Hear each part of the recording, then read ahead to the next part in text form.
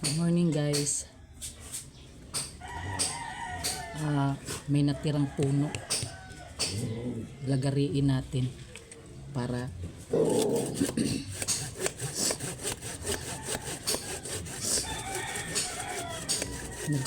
pinutol ko yung avocado ko na puno guys kasi sinira niya yung namin, pipe ng Manila. Kaya sinakal niya yung pipe namin. So magtanim na lang ako ulit ng avocado. Avocado tree to guys. Putulin natin kasi disturbo siya sa pipe namin.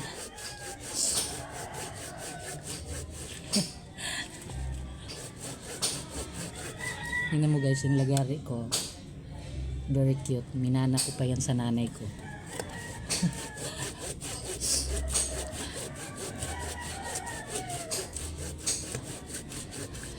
Jesus.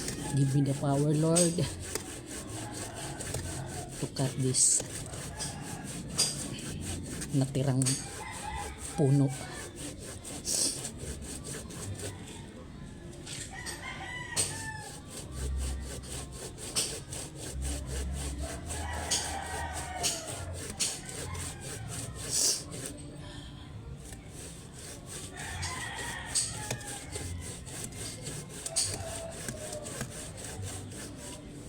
Thank you guys for watching.